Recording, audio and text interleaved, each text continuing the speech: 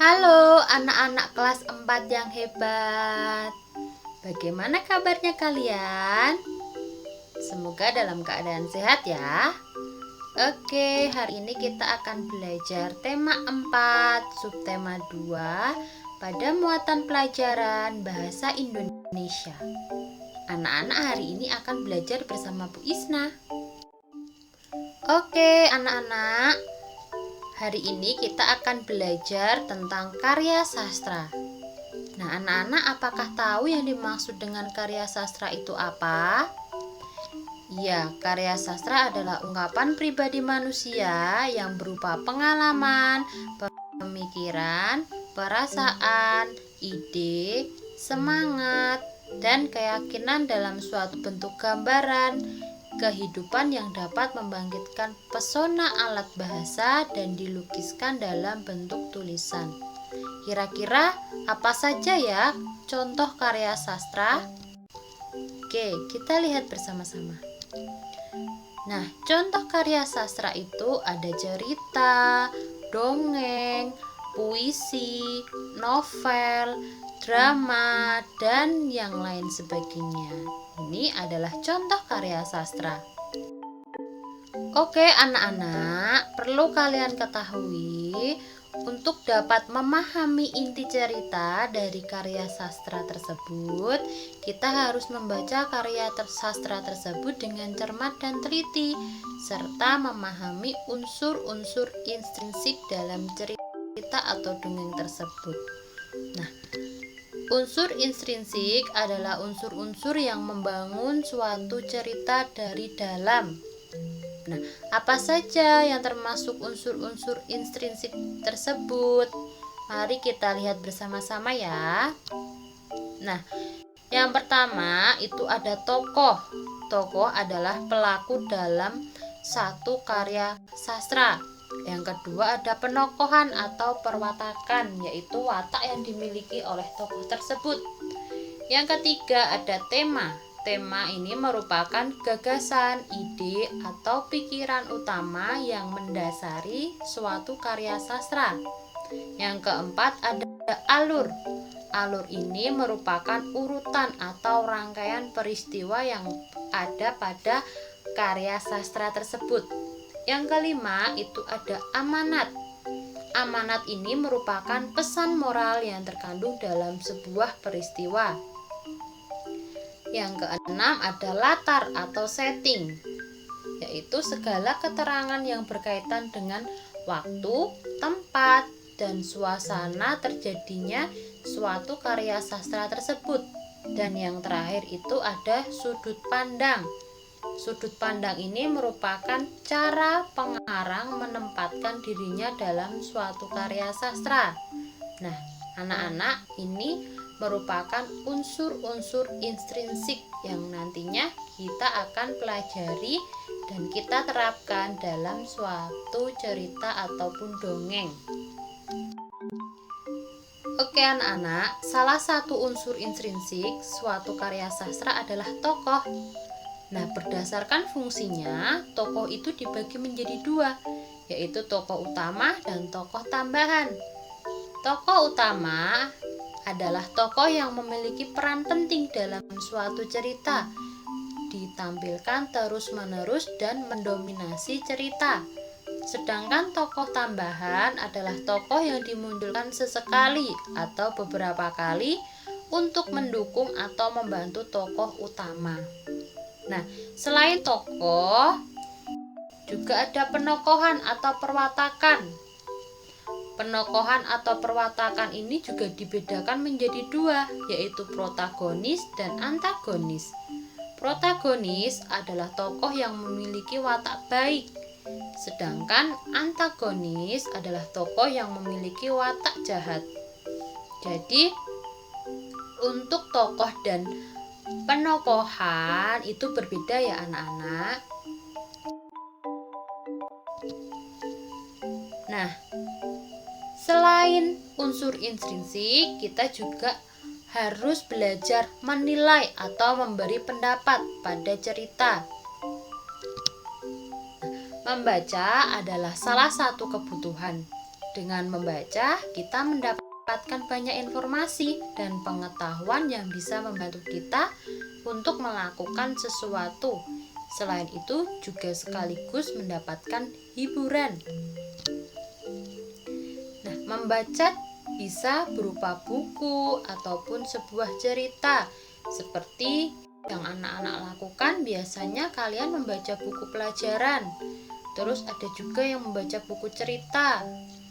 Nah, itu merupakan suatu kegiatan membaca. Jadi tidak harus kita membaca buku yang memiliki pengetahuan yang luas, tapi kita juga bisa membaca sebuah buku yang di dalamnya terdapat sebuah cerita. Nah, dengan membaca secara saksama, kalian juga dapat menilai cerita tersebut. Kira-kira bagaimana ya kita menilai cerita tersebut? Nah, dalam menilai atau memberikan pendapat pada sebuah cerita itu bisa kita lakukan dengan cara yang pertama, membaca cerita secara utuh atau keseluruhan dengan seksama. Yang kedua, menemukan hal-hal baik atau menarik dalam sebuah cerita tersebut. Yang ketiga, menyampaikan pendapat pribadi tentang hal-hal yang menarik yang kalian temukan pada cerita tersebut. Nah, ini cara kita untuk menilai atau memberikan pendapat pada cerita tersebut. Nah, kalian bisa mencoba untuk memberikan pendapat atau kalian bisa melakukan latihan pada LKS tema 4 halaman 35. Oke, anak-anak, selain itu kita juga harus menentukan pesan moral dari sebuah cerita tersebut. Bagaimana kita menentukan pesan moral dari suatu cerita? Oke, kita lihat dulu. Pesan moral adalah nasihat atau pesan yang ingin kita sampaikan atau disampaikan pengarang kepada pembacanya. Nah, pesan moral dapat diketahui dari perilaku tokoh dalam menghadapi suatu peristiwa tersebut. Pesan moral dapat berbentuk saran, nasihat, pesan, atau anjuran bagi pembaca. Nah, pesan moral ini dapat juga ditemukan dalam cerita secara tersurat dan tersirat atau secara langsung dan tidak langsung. Nah, bagaimana cara kita mengetahui pesan moral yang tersirat dalam suatu cerita? Oke, yang pertama itu kalian harus membaca cerita dengan cermat. Yang kedua, mencari peristiwa dan kalimat yang mengandung saran, nasihat, pesan, ataupun anjuran. Yang ketiga, membuat kalimat kesimpulan dari peristiwa atau kalimat yang mengandung saran, nasihat, pesan, atau anjuran tersebut dengan bahasa kalian sendiri. Jadi ketika kalian sudah mencari dan mendapatkannya, setelah itu kalian membuat kesimpulan dengan bahasa kalian sendiri atau kata-kata kalian sendiri. Itu caranya kita untuk mengetahui pesan moral yang ada pada suatu cerita. Oke anak-anak, di sini Bu Isna mempunyai sebuah contoh dan kita akan menemukan pesan moral yang ada di cerita singkat yang sudah Bu Isna buat. Nah, ceritanya Udin bersahabat dengan Doni. Mereka saling menolong. Mereka sering belajar bersama. Meskipun bersahabat, mereka tidak pernah saling menyontek. Saat ulangan, mereka percaya pada kemampuan diri sendiri. Mereka dapat membedakan sikap yang baik dan sikap yang tidak baik. Nah, menurut anak-anak, pesan moral apa yang didapat dari cerita singkat di atas tersebut? Ya, kita baca bersama-sama. Menurut saya, cerita tersebut mengandung pesan agar kita tidak mencontek saat ulangan. Mencontek dan memberikan contekan adalah salah satu perbuatan tidak jujur. Selain itu, Cerita tersebut juga memberikan pelajaran bahwa kita harus percaya pada kemampuan diri sendiri. Nah, anak-anak, kalian bisa membedakan kata-kata atau bahasa yang Bu Isna buat dari pesan moral tersebut. Nah, nanti suatu saat ketika Bu Isna memberikan penugasan untuk mencari pesan moral, anak-anak tahu bahasa yang kalian gunakan untuk memberikan pesan moral terhadap cerita yang sudah kalian baca. Oke, anak-anak?